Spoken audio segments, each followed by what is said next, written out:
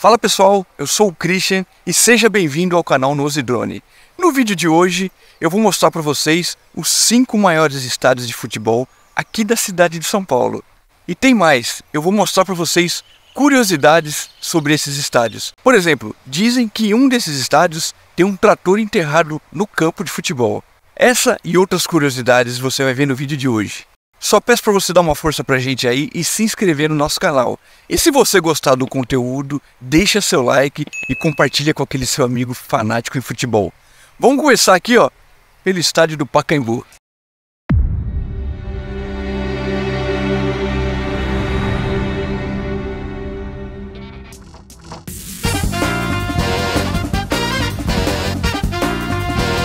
Este é o Estádio Municipal Paulo Machado de Carvalho, mais conhecido como Pacaembu, e foi inaugurado no dia 27 de abril de 1940. Com a construção do Estádio Municipal do Pacaembu, São Paulo possuirá a maior e mais moderna praça de esportes da América do Sul. Na época, era o maior estádio do país, com capacidade para 60 mil pessoas. As empresas responsáveis pelo projeto e construção foram Severo e Vilares e também o escritório técnico Ramos de Azevedo. A sua inauguração teve grande pompa e contou com a presença de vários políticos, dentre eles o então presidente Getúlio Vargas. Um dia após a sua inauguração, realizou-se o primeiro jogo de futebol, que foi entre o Palestra Itália, que é o atual Palmeiras, e o Curitiba. O Palestra goleou por 6-2, mas o primeiro gol feito nesse estádio foi aos 2 minutos do primeiro tempo, feito por Zequinha, do Curitiba. E Zequinha não era nem oficial do time, ele havia sido emprestado do Ferroviário.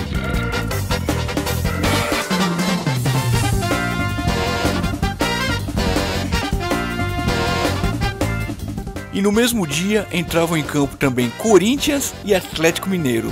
Corinthians levou a melhor por 4-2.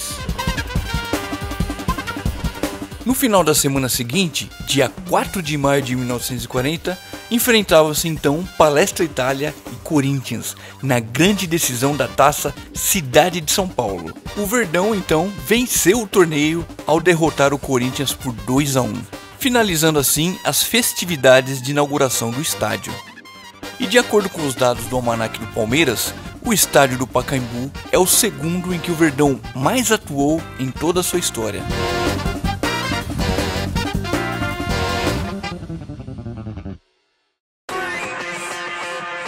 Apenas 2 anos depois, em 1942, o Pacaembu recebeu o seu maior público da história. 71.281 pessoas se dirigiram ao local para assistir a partida entre São Paulo e Corinthians, que terminou empatada em 3-3. Era uma partida válida pelo Campeonato Paulista. O jogo chamou a atenção do público por marcar a estreia de Leônidas da Silva, o Diamante Negro, no time tricolor paulista. Isso porque Leônidas foi o craque da seleção brasileira na Copa de 1938, como atacante e um dos principais nomes do esporte na época. O Pacaembu também foi palco de uma goleada recordista em 1945, quando o time de São Paulo ganhou do Jabaquara por 12-1.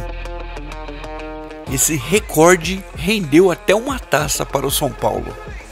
10 anos após a sua inauguração, o Pacaembu recebeu o maior evento de futebol mundial. 6 partidas da Copa de 1950 foram disputadas aqui no Pacaembu. Brasil e Suíça, Suécia e Itália, Itália e Paraguai, Uruguai e Espanha, Uruguai e Suécia e Suécia e Espanha.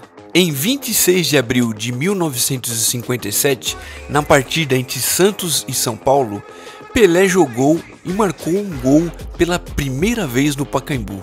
Somente em junho de 1961 que o Estádio Municipal do Pacaembu passaria a se chamar Paulo Machado de Carvalho, que fora chefe da delegação canarinho nas Copas de 58 e 62. Além de futebol, o estádio também sediava eventos de música na sua concha acústica. Aqui poderão realizar-se grandes concertos sinfônicos ou corais, festividades cívicas e representações ao ar livre. Porém, como o estádio estava carente de mais lugares para o público, decidiu-se por demolir a concha e erguer novas fileiras de arquibancadas. A nova estrutura ficou conhecida como tobogã e foi inaugurada em 1970. Com isso, acrescentou-se mais 10.000 novos lugares à lotação do estádio. Mas com os novos critérios de capacidade adotados pela CBF, considerando conforto, segurança, estacionamento, entre outros, a capacidade do Pacaembu ficou definida como sendo 37.730 lugares. Tanto a concha acústica quanto uma estátua de Davi eram ícones do estádio. Com a demolição da concha, a estátua foi retirada de dentro do estádio e foi levada para a Praça Charles Miller, na frente do estádio. Posteriormente, em 1974, a estátua foi levada para o Serete, no Tatuapé, onde encontra-se até hoje. Em 2017, a Prefeitura de São Paulo manifestou interesse em conceder o Pacaembu à iniciativa privada, promovendo uma economia nos cofres públicos. Em 25 de janeiro de 2020, a concessionária Alegra foi a vencedora do processo de licitação, tendo a concessão do uso do Pacaembu pelos próximos 35 anos.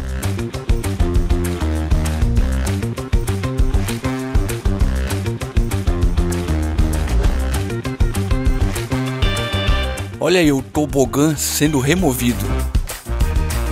Uma das responsabilidades atribuídas à concessionária é fazer uma série de reformas do Pacaembu, excluindo a Praça Charles Miller e o Museu de Futebol, que ficarão fora da concessão. E por falar em Museu do Futebol, ele está localizado numa área de 6.900 metros quadrados, sob as arquibancadas e com a fachada visível logo na entrada do estádio. O Museu do Futebol é um dos mais visitados do país e foi inaugurado em 29 de setembro de 2008. Logo no seu primeiro ano, recebeu mais de 37.000 visitantes. Agora é só aguardar a reinauguração do novo estádio do Pacaembu. Vamos agora ao estádio do Canindé.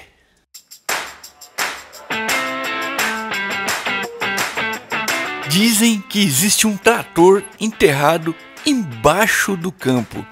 O estádio Dr. Oswaldo Teixeira Duarte era inicialmente chamado de Estádio Independência e foi inaugurado em 11 de novembro de 1956.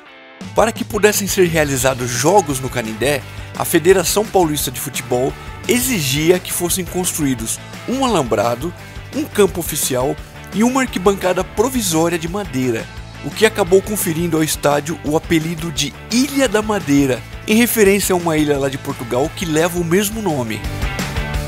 O arquiteto responsável pela maior parte do projeto foi Rover Américo Sampaio, e a capacidade inicial era para 21.004 torcedores. Esse estádio seria, se você lembra das curvas da coisa, quase que uma flor que está nascendo assim. Não foi essa a ideia, eu quero fazer uma coisa que nasça assim. Isso vem da gente, depois você olha e diz, puxa, deu para fazer uma coisa leve. A Associação Portuguesa de Desportos foi fundada no dia 14 de agosto de 1920, a partir da fusão de 5 clubes portugueses da cidade de São Paulo. E a data remete à Batalha de Aljubarrota, quando Portugal tornou-se independente da Espanha. E aí, lembra da história do trator, que alguns dizem que é uma lenda? De acordo com a lenda, após a construção do estádio, os construtores perceberam que um trator havia sido deixado lá dentro. O trator, portanto, ficou preso no estádio. Levando-se em consideração que a retirada do veículo iria custar rios de dinheiro, a solução mais barata foi enterrar a máquina sob o gramado. Ao que parece, a lenda do trator enterrado sob o gramado do Canindé não é 100% verdadeira. Porém, há de fato um grande objeto ali soterrado. De acordo com o ex-vice-presidente de comunicações da Portuguesa, Carlos Ferreira, seu pai, que participou da construção do estádio, relatou que não é um trator que está sob o gramado, mas uma peça de retroescavadeira. Isso porque no momento da desmontagem do maquinário, o grupo percebeu que daria muito trabalho e seria muito caro tirar a peça. Foi decidido assim enterrar o maquinário, uma solução muito mais prática e barata.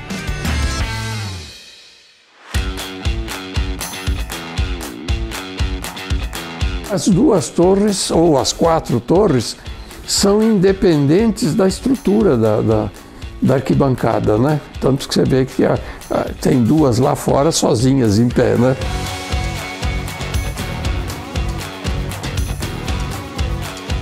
O primeiro gol aqui nesse estádio foi do Nelsinho, do São Paulo, em uma partida entre a Portuguesa e um combinado entre o Palmeiras e o São Paulo. Na ocasião, a Portuguesa ganhou por 3-2.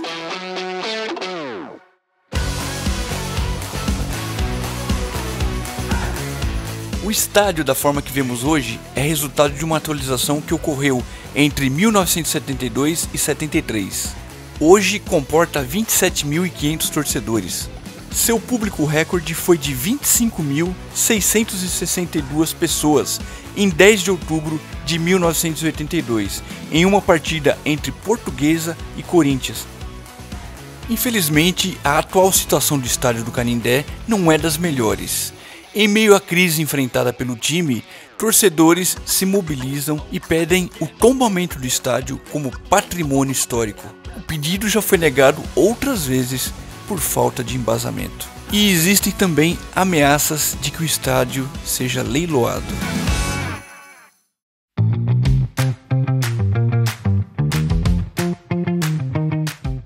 Esse é o estádio Cícero Pompeu de Toledo, mais conhecido como Estádio do Morumbi. É a casa do São Paulo Futebol Clube. A sua construção começou em 1952. Em 4 de agosto de 1952, o terreno foi doado para a construção do Morumbi pela imobiliária e construtora Aricanduva, que era de propriedade de Ademar Pereira de Barros, ex-governador de São Paulo na época. Assim, foi lançada a pedra fundamental e as construções se iniciaram. E se iniciaram num local onde não havia absolutamente nada. Eu disse nada. Havia apenas o traçado das ruas. Entretanto, hoje em dia, praticamente não há espaço no seu entorno. As obras foram iniciadas em julho de 1953. E a fonte de recursos majoritária era o empréstimo de 5 milhões de cruzeiros junto à Caixa Econômica Estadual.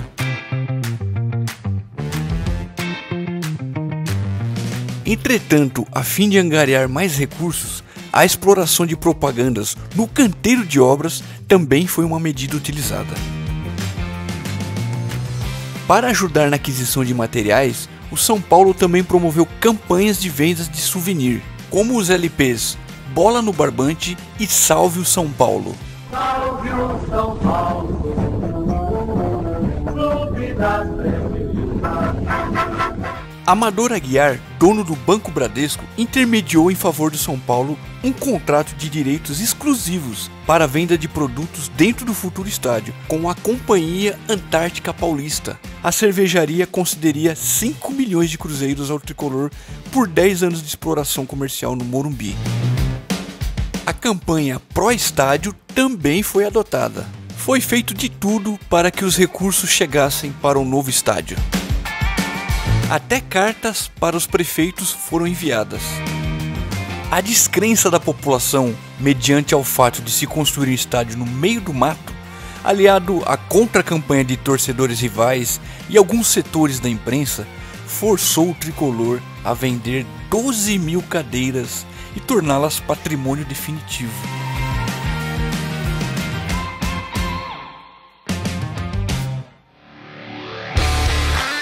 O estádio leva o nome de Cícero Pompeu de Toledo em homenagem a um dos presidentes do clube.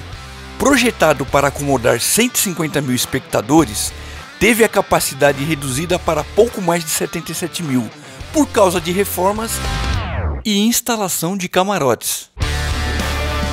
A inauguração do estádio se deu em 2 de outubro de 1960, em um jogo amistoso entre o São Paulo e o Sporting de Portugal. E antes da partida, o cardeal Dom Carlos Carmelo de Vasconcelos Mota abençoou o estádio. E a bênção foi completa, porque o gol inaugural e único da partida foi de Arnaldo Pofo Garcia, o Peixinho.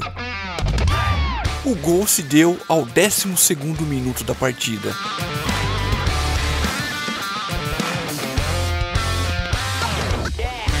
Eu vi o São Paulo nascer e dei a grande sorte de ter feito o primeiro gol no Morumbi. É uma coisa que marcou para mim.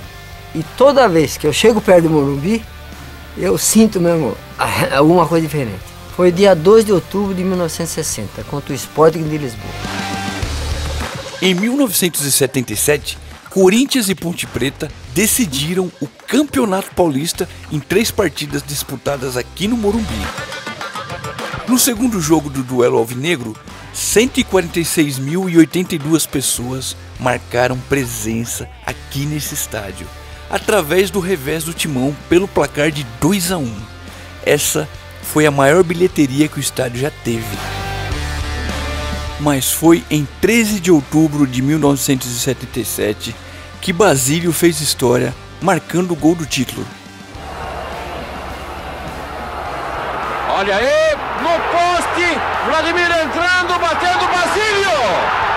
Gol do Corinthians, Basílio! Basílio acaba se transformando no grande herói. Esse gol do Basílio quebrou um jejum de 23 anos sem vitórias. Nenhum outro atacante foi tão letal aqui nesse estádio como Serginho Chulapa, ídolo do São Paulo. O jogador ostentou a marca de 135 gols em 185 jogos disputados aqui. Hit it! That's what I'm talking about. Wait! Okay, now, from the beginning. Hit it, boys. Inaugurado em 18 de maio de 2014 e com o nome inicial de Arena Corinthians, o estádio do Esporte Clube Corinthians Paulista hoje leva o nome de Neoquímica Arena. Foi construído pelo Odebrecht entre 2011 e 2014 e o pontapé inicial foi dado aos 777 metros acima do nível do mar. A localização foi proposital. O número lembra a data de um dos títulos mais importantes do Corinthians, o Paulista, vencido em 1977, que encerrou uma era de mais de 2 décadas sem conquistas e que também já mostramos nesse vídeo. O jogo de inauguração foi pela Série A do Brasileiro, entre Corinthians e Figueirense, jogo que o Figueirense levou a melhor por 1-0. E o primeiro gol aqui no estádio foi de Giovanni Augusto. Tem condições de jogo, o Bueno está pedindo, vai chegando o Figueirense, a bola tocada atrás, pro Giovanni, bateu pro gol! Gol!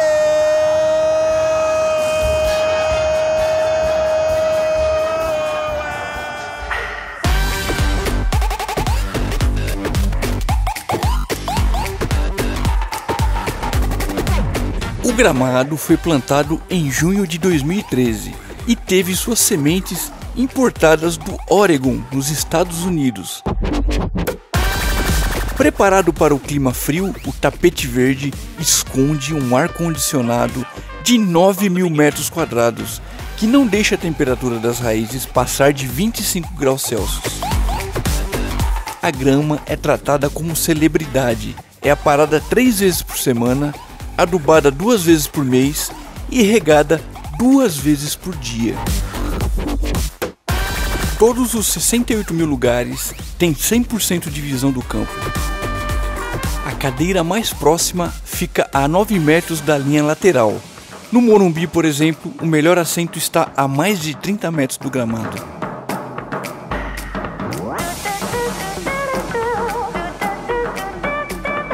Os projetores instalados na arena garantem um nível de iluminação com um padrão 50% superior ao exigido pela FIFA.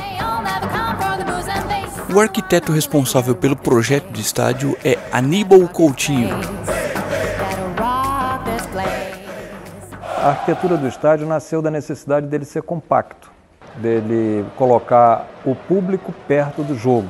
Ele é segmentado de acordo com todos os públicos que o Corinthians tem.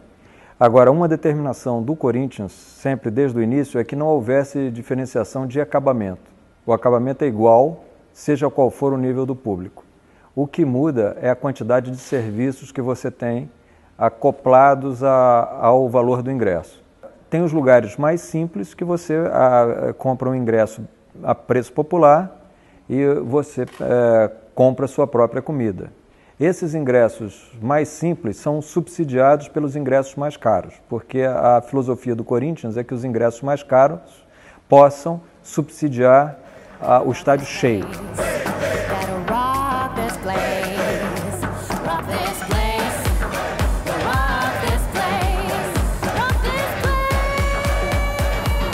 A abertura da Copa 2014 aqui no Brasil foi feita aqui nesse estádio.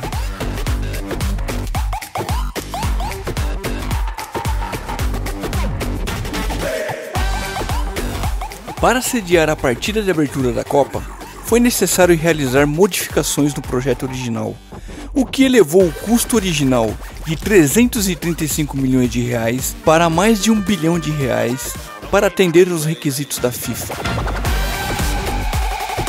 O estádio possui 4 setores, norte, sul, leste e oeste, com 2 grandes arquibancadas laterais.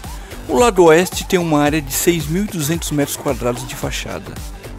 O vidro foi projetado com uma curvatura com a intenção de simular um efeito visual de uma bola ao bater na rede.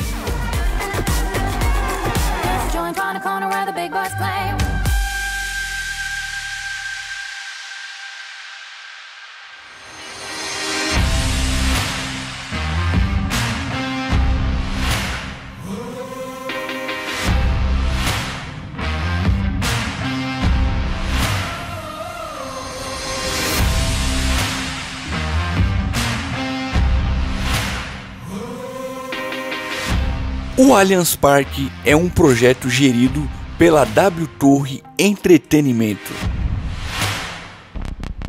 e foi eleito em votação popular pelo site europeu StadiumDB como a arena mais espetacular do mundo. Sua fachada imponente reveste um estádio com 42 mil lugares cobertos, que conta com um anfiteatro para até 18 mil pessoas, 160 camarotes e diversos lounges. A partida inaugural desse estádio foi em 19 de novembro de 2014, em um jogo do Palmeiras contra o Sport. O Sport ganhou por 2-0, sendo que o primeiro gol feito nesse estádio foi de Ananias Eloy Castro Monteiro. Danilo vem pela esquerda, faz o cruzamento, Ananias é pequeno, mas a bola sobra no pé direito dele, pro gol! Gol! Ananias entra para a história da Sociedade Esportiva Palmeiras, marcando o primeiro gol da Arena Palmeiras. Você vê de novo.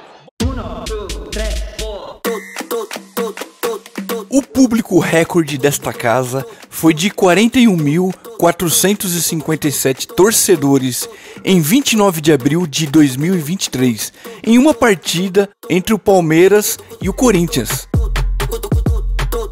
E o Verdão venceu o rival por 2-1. Essa belíssima arena foi projetada pelo arquiteto português Tomás Taveira.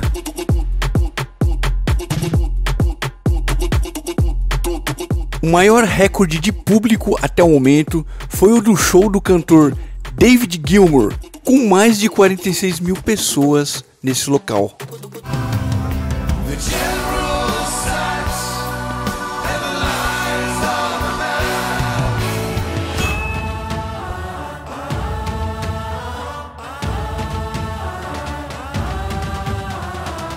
E o jogador que mais jogou no estádio foi o Dudu.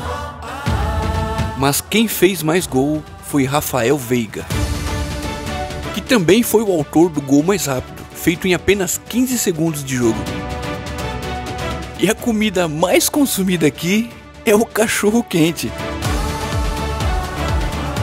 Mas se você tem bala na agulha, a estrutura conta com 3 restaurantes: o Naigarou Sushi, o Brasa e o La Copa. Possui também uma base de coworking, tour, uma sala de troféus e o Palmeiras Store, além de uma barbearia e um espaço de eventos no rooftop chamado Parque Mirante. Esse é o Allianz Parque.